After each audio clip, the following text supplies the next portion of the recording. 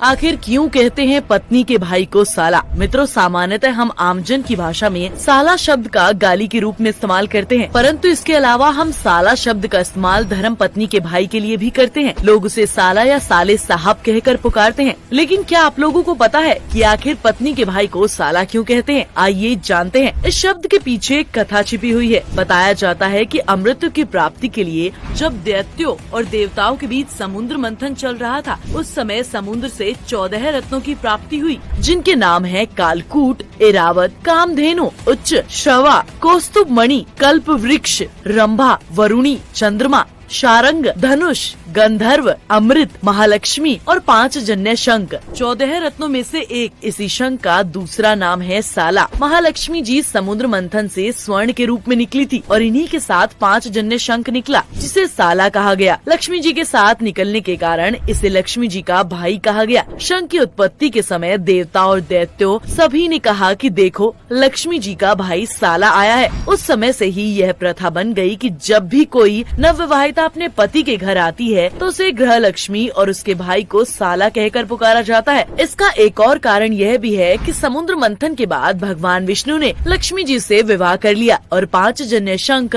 साला को भी अपने पास रख लिया। इसी कारण से सभी धर्म पत्नी के भाई को साला कहकर पुकारा जाता है। विष्णु पुराण में भी बताया गया है कि माता लक्ष्मी समुद्र राज की पुत्री है तथा शंख उनका सोहदर भाई है। अंततः इसीलिए कहा जाता है कि जिस घर में शंख है वहाँ माता लक्ष्मी का वास अवश्य होता है। माना जाता है कि पंचजन्य बहुत ही दुर्लभ शंख है। पंचजन्य शंख की उत्पत्ति के संबंध में एक पौराणिक कथा भी प्रचलित है। पौराणिक कथा के अनुसार श्री कृष्ण और बलराम शिक्षा ग्रहण करने के लिए महर्षि सांदीपनि के आश्रम में रह रहे थे, जहाँ उन्होंने वेद, पुराण तथा उपनिषद आदि का ज्ञान प्राप्त किया। जब शिक्षा पूर्ण हुई तब उन्होंने गुरुदेव से दक्षिणा मांगने की प्रार्थना की। महर्षि सांदीपनि को ज्ञात था कि श्री कृष्ण भगवान विष्णु के अवतार हैं, इसीलिए उन्होंने अपने पुत्र पुनर्दत्त, जिसकी मृत्यु समुद्र में डूबने के कारण हो चुकी थी, उसको लौटाने की दक्षिणा मांगी। गुरु की आज्ञा लेकर श्री कृष्ण बलराम सहित समुद्र तट पर पहुँचे और समुद्र देवता से गुरु पुत्र को वापस लौटाने की प्रार्थना की, किंतु समुद्र देव से कोई उत्तर नहीं मिला। इस पर श्री कृष्ण ने क्रोधित होकर संपूर्ण समुद्र को सुखाने की चेतावनी दी